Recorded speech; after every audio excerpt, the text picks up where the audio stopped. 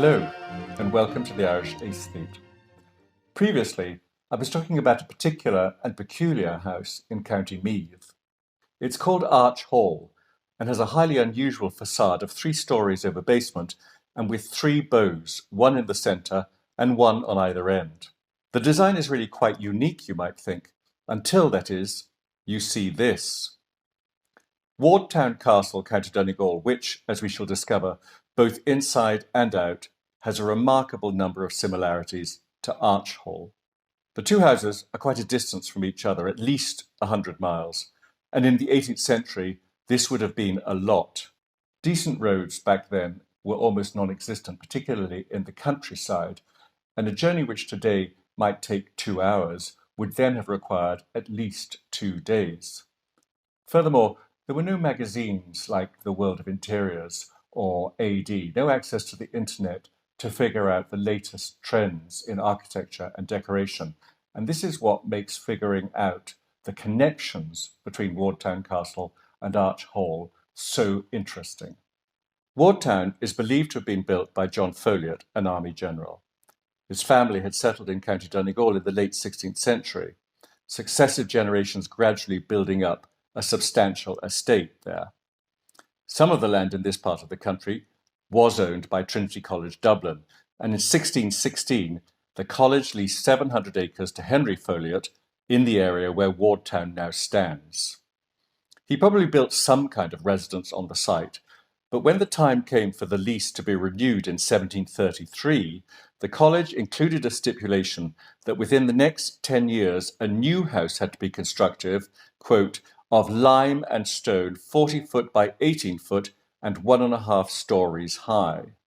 Well, as can be seen, the property erected by General Folliot is very much bigger than that. You'll remember that the rear of Arch Hall has almost entirely collapsed, but not so at Wardtown. So it gives us an idea of how the other house might have looked when still intact. As you can see, the rear features a single bow at the centre of the building. Stepping into Wardtown, the full-length entrance hall accordingly is apsed to front and rear. On either side, the ground floor contains 2 large reception rooms, each measuring 21 foot square and with windows on both sides. These spaces are fractionally larger than their equivalents at Arch Hall, which measure 18 foot square. At Wardtown, off each reception room and to the front of the building are perfectly round rooms, both 13 feet in diameter. Now you'll recall that Arch Hall contains exactly the same spaces and with identical domed ceilings. But while those at Arch Hall had plaster coffering, the ceilings at Wardtown retain evidence of enchanting Rococo stucco work. Behind each of these round rooms, and similarly accessed from a reception area, are identically proportioned square stair halls, the walls of which still carry evidence of their former purpose. The design of Wardtown, like that of Arch Hall, is rigorously governed by symmetry. Something else that the 2 houses have in common is that we know relatively little about their histories.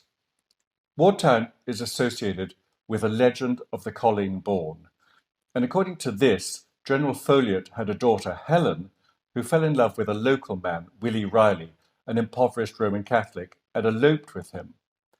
The couple were caught and brought back, and Willie Riley was thrown into prison and then brought to court to be tried for all sorts of nefarious crimes. However, he eventually was released because Helen, the Colleen Bawn, stood up in court and claimed that she was responsible for their entire adventure. In 1919, this story was made into a silent feature film, among the first to be produced in Ireland, which enjoyed wide popularity here. In actual fact, General Folliot didn't have a daughter called Helen, but let's not dwell on that. He didn't have a son either, and Wardtown eventually passed to a cousin who, it seems, owned another estate in neighbouring County Sligo, where he and his descendants preferred to live. The place was occupied by various other families until the 2nd decade of the last century, after which it was abandoned and fell into its present state of dereliction. Today the big house is wedged somewhat incongruously between a small bungalow and a children's adventure farm. But let's return to the issue of why Wardtown bears so many similarities to Arch Hall. Why should this be the case? As I've mentioned before, Arch Hall is thought to have been designed by Sir Edward Lovat Pearce, and therefore must have been begun in or before 1733, the year that he died. But General Folliot only renewed the lease at Wardtown in 1733, and he didn't begin building the present house until at least 6 or 7 years later. In other words, by the time Pearce was long dead. The two houses are clearly related, but we don't understand why. There's no evident link between the respective families, the Paynes and the Folliots, so that can be discounted. Perhaps General Folliot, when he was in Dublin, saw plans for Arch Hall and thought, I'll have one of those for myself. Or maybe when he was on his way to Donegal, he stopped off at Arch Hall, looked at the house and decided to copy its design. It all remains something of a mystery, and as a result, this particular jigsaw is going to have to stay incomplete. Thank you so much for watching the Irish Aesthete. I look forward to seeing you again next week. Goodbye.